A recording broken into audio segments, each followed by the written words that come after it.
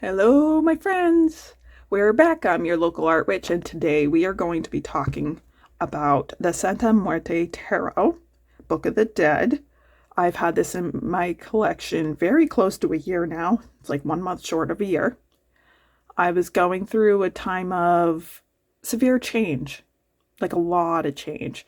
So when I saw this deck, and I was just starting to study end of life care at this point, and I wanted a safe way to I use tarot in my shadow work, and I wanted a safe way to face death, and that was the purpose of this purchase.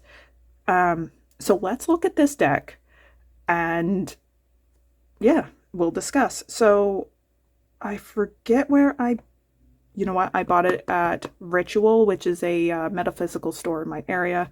Absolutely love this store. If I could just go work for this woman, I would be just as happy as a clam. Like I really would. Like I'm obsessed with her and her store. Anyway, I bought this at her store. It was $26.95. That's probably the US price because I feel like I paid a bit more for it. This is by the Lo Scarabeo company. Fabio Listrani, though, is the artist. And it's funny because there's been a few decks that I've already been obsessed with that are by Fabio. And yeah, hopefully you guys can see. I'm concerned about how dark it is. But so it comes in this box. The top comes off. And as you can see, it's got this gold foil. So nice, like heavy duty box. I haven't read too much, and I've got a story behind this deck as to why I have not been a good mother, I guess, to this deck. Here's the box. There's nothing on the inside, but like, look at that. Pretty, eh? So here are the backs of the cards. I think it's quite pretty. Love that. And I like decks where the backs are fully reversible. Here's the book. Now, it does look quite thick, and it does have some extra like art in it. It's got several languages in here, which I think is fantastic. I don't know how doable it is to be interested in tarot if you're not, English, basically, because like where I live, I'm very fortunate to be in a space where I can easily get a hold of my language and be able to understand it. So that's one thing I really enjoy. So although the book is thick, the descriptions for each card is short, but that can be useful as far as putting some of your own meaning into the cards, like your own understanding. The cards are they're good quality. I'm not too worried about them chipping like at the sides, like it's almost cardboard. As you can see, they're glossy. And now these have been shuffled and stuff, so they're not in order. But real quick, let's look. I'm sorry, it is so dark. I wonder if I can... Is that better? I don't even know. But here's up close. Look at the intricacy. And this is cups. And for certain suits, the skull will have the shape, like this guy has hearts because cups, and in the regular deck, cups are hearts. So, okay, what am I doing here? I'm going to put these ones here. So we're going to go through, I'm going to talk a little bit about this tarot deck. For me, kind of has a complicated history. So as I said, I was going through a big transition in my life I had just started a new job where I was working with the elderly, and that's great. Like, I love my job, but I came to this realization, and it still hits me sometimes, but I came to this realization that my clients are not going to get better. This is going to be a little dark, but either they go to long-term care or they pass away. And I was really beginning to struggle with it. Like, I guess I kind of didn't even consider when I started that would obviously be the natural. Look at her crown. Beautiful, eh? That would be the natural, that's just how life is, you know? And then shortly after, I get news from my family that my dad is very, very sick. I have had, sorry, I'm shaking because the relationship I've had with my father has been complicated. And from a very, very hard decision, I had decided to not speak with my father. And I'll go into that probably in a different video. So it had been 15 years since we talked. Like, I don't even understand where the time went. And I get news from family that he's very sick and he's in the hospital, and it's probably CINCER. And he was 57 at this time.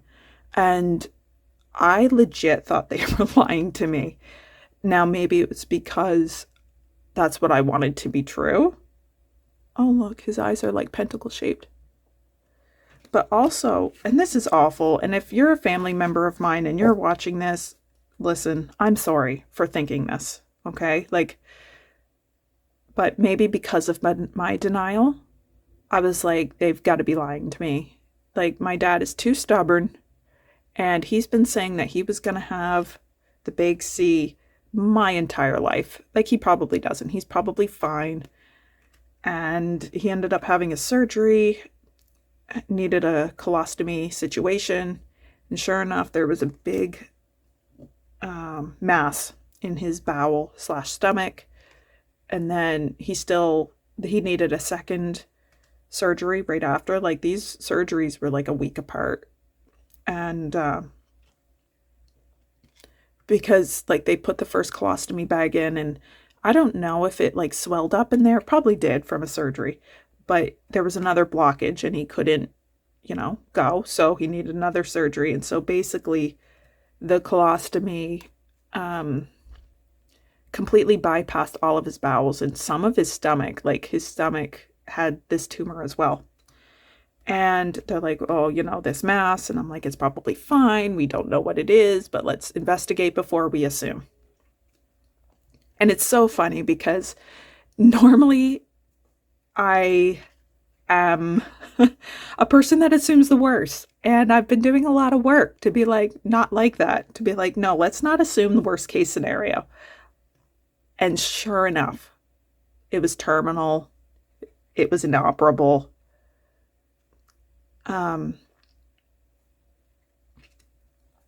And I couldn't understand. My dad had had stomach pain like as early as I can remember, like 13, 14. The last time I had seen him, I was 19, 20. I'm 36 now. So I was 35 turning 36 at this time. And so I just didn't understand because I knew he was going to doctors. He was trying to see what was happening. My dad was without a home. And he was without a lot of money, as you might expect. And so I do not agree with this, but let me spit it out.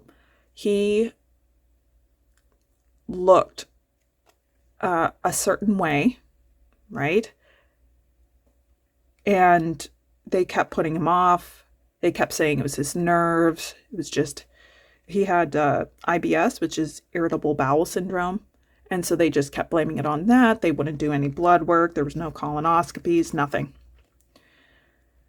I personally think that he, at some point, even blood work probably would have shown, like, I don't know too much about cancer, right? But it seems to me that your white blood cells or something would be increased. Like, why wouldn't you do a colonoscopy for someone who's got this chronic pain? And I think, personally, I assume that they were thinking that, I'm trying to word this carefully, that he was malingering, drug seeking, and my dad, for his fault, was not that type of guy. He did not like going and seeking help. So the fact that he was even there talking to a doctor meant that it was unbearable. And he had, even at 19, 20, he would like joke about how he looked pregnant because his belly was swollen. So this thing was growing a really long time. And his mom had passed of cancer. But I was always under the impression it was skin cancer, right? And one of my sisters thought it was breast cancer. Like, nobody knows. It's a mystery. So anyway, he had the second surgery. And after about 3-4 weeks in the hospital, he was transferred to a hospice. And I was visiting him during this time. We got to tie up loose ends. And, you know, I think we both got what we needed in those last days. He was able to pass peacefully. I'm in Canada, and we have this program called MAID, which stands for Medical Assistance in DYING. I don't know if I can say some of these words. And I am very, very grateful that he had that option, because otherwise, like, one, he was terminal. There was no going back. He was, like, at his healthiest, probably about 150, 160 pounds. And at the point of his passing, if I was to guess, he was probably like 80 pounds. He was so small. Like, he would move, like, to adjust his pillow, and I could have sworn his head was going to fall right off of his shoulders because his neck was just so small. He was a husk of who he was. Like, he was still very alert. But as far as his body went, you know, and some of the things that were said did kind of confirm why I had left, which was both devastating and helpful, you know. And on the 2nd of December of last year, the MAID was done and my father was able to pass peacefully. They said that, you know, if he would have went naturally, it would have been a horrible screaming ordeal. And there's no medals for that, right? Like, the one thing I told him, like, he was really concerned about our perception. He didn't want to be seen as giving up, and he didn't want anybody to resent him for this choice. And I said, look, 1, I don't. 2, I think it's great that this is an option for anybody. I said, there is no medal in suffering, right? All you're going to do is, you know, either low-key traumatize yourself. Like, I didn't even say, but in my brain I was thinking, or traumatize your children, the people around you. Like, this is something that's going to carry on. Now, I do kind of believe in an afterlife, although I'm not sure I believe in a heaven and hell. But if the spirit goes on, I do believe that it probably takes some time to recover your soul after a life on earth, is particularly if it was difficult. And my dad had a difficult life. So anyway, I said, you got to do what you need to do. And because we are not well off, we were with social development for his time in hospice. Plus, we had done a fundraiser.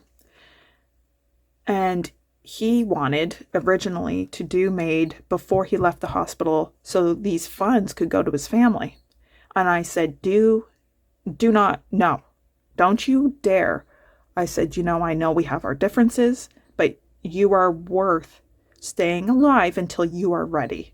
Do not be ending your life early so that way your kids can have $200 each. You are worth more than that. And like, it still breaks my heart that he even thought that we would prefer the funds over him being here, And I'm saying this as a person with a complicated relationship with him. And it was just so sad. It's so, like, that's my main difficulty with the MAID process that we have here in Canada, is that we do not have the ability. The care is not what we need it to be, nowhere near.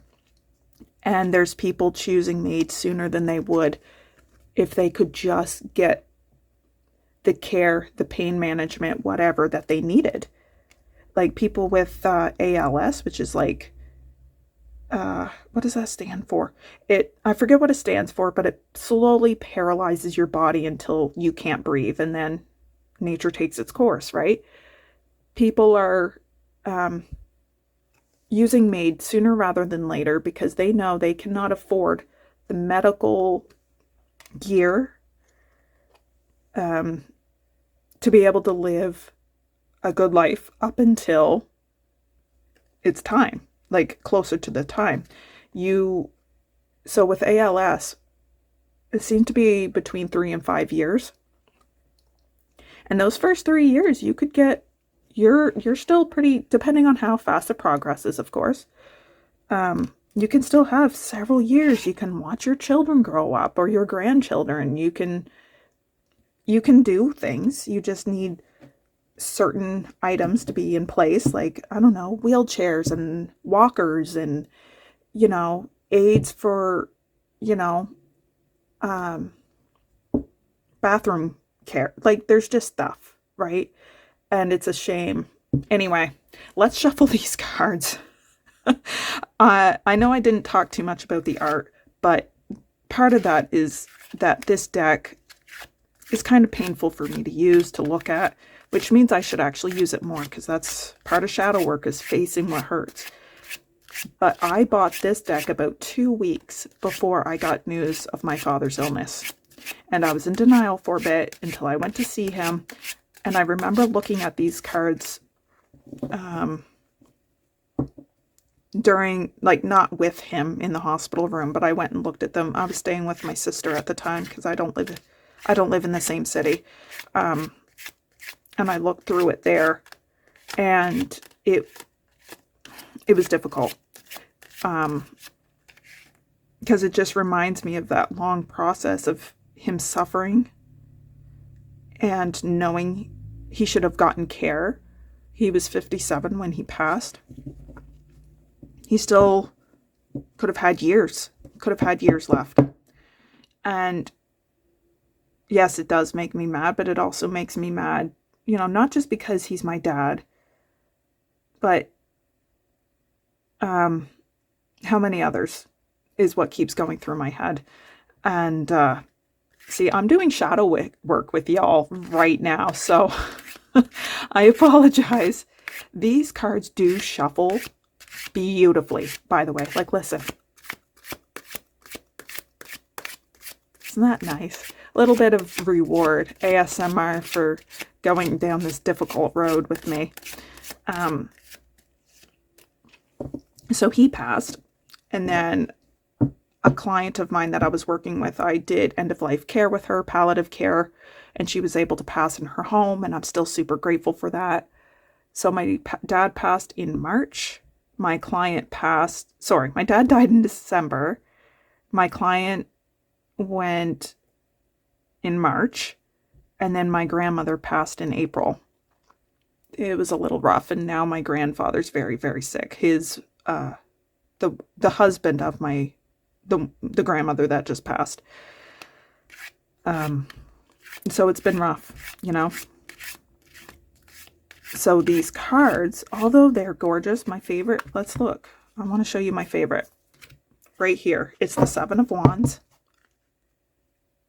It's a little spooky. I'm so sorry it's so dark. It's like making me mad. Okay. Oh, look at that. I never noticed. Okay, so as I was looking through my viewfinder, look up at the trees. There's eyes and like it's a skull. That's so clever.